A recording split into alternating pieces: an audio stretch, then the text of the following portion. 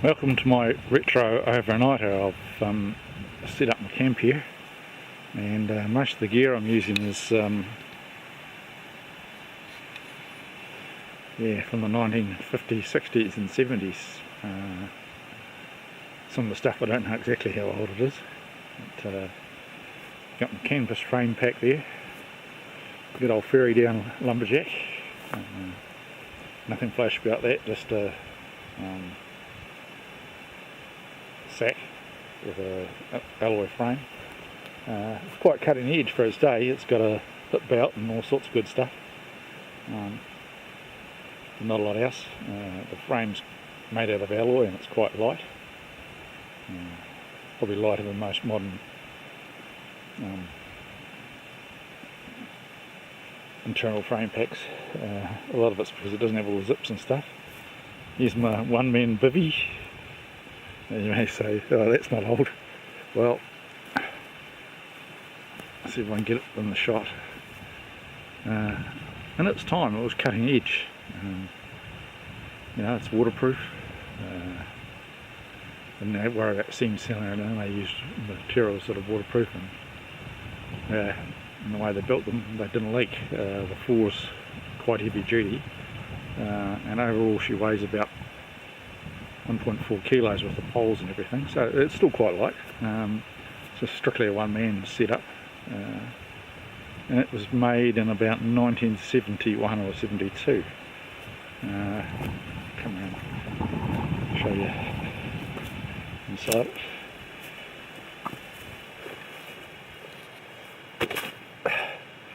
As you can see in there, there's enough room for one person.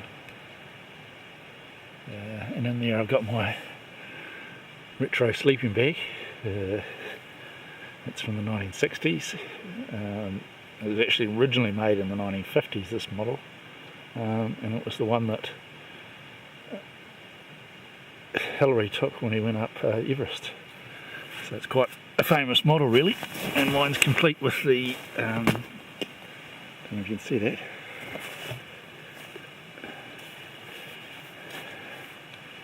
The hood. The model's 20 below, and in those days it was Fahrenheit in New Zealand, so it's meant to be 20 below Fahrenheit. Not sure about that, we'll find out tonight. It's meant to be about -1 Celsius or something, or -2, so we'll soon find out how warm I'll be. These sleeping bags were these sleeping bags are built a bit different to how they are nowadays. This one's got a calico outside on it, so it's not going to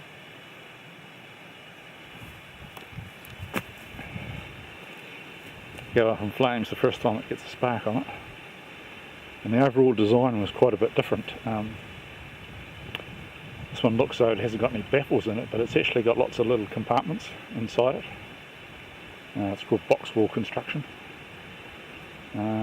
And generally they're overstuffed, in that, with a modern sleeping bag, when you lie on it, it compresses and there's nothing there, whereas the sleeping bag still can keep you quite warm if you don't have an underpad or anything. When we were kids we had a similar style of sleeping bags, and when we went out for an adventure or something, we just had a sheet of plastic we put on the ground and we slept on top of that. It's just a wee bit different than modern sleeping bags. And basically the same company who made those made what they call a Polar, which was rated down to -40, which is the same in Celsius and in Fahrenheit. And it was basically two of those bags with a hood. There was an inner and outer bag, and the inner bag was slightly smaller and slightly different design, but yeah. That being said, I guess when you're in Arctic conditions or Antarctic conditions, you probably go into your bed with your puffy jacket on and all sorts of stuff. So yeah, I'm thinking it's going to be warm enough tonight. I don't know, it's quite an old bag and it could probably do with a bit of a spruce up, but yeah, we'll see. What else have I got? Oh, I've got just the old meths burner and a few other bits and pieces. yeah, it'll be interesting to see how it get on. See how the older equipment shapes up. It's the middle of winter. This morning it rained last night, and it's been raining about 3 nights before, and then this morning it froze, so at the moment it's probably about 2 or 3 degrees. Quite pleasant, sun's out. Yeah, and hopefully I'm going to shoot a deer. Yeah, anyhow, that's my retro camp. It'll be interesting to see how it goes with the hoodie thing on. And over here I have my retro AR-15, which is about 2 weeks old actually. But the design, it's 50 years old now, I think. And I'm wearing my retro wool clothes, and over there I've got my retro wool jacket. This is all the same stuff I used maybe 30 or 40 years ago. No high-tech stuff, either no synthetics. I guess my army shirt here has probably got a bit of polycotton in it or something, but yeah. And I'm just got my, yeah, we'll go through my clothes later on. Even when it's below zero, sometimes it can be quite windy. There's just 2 sort of bellies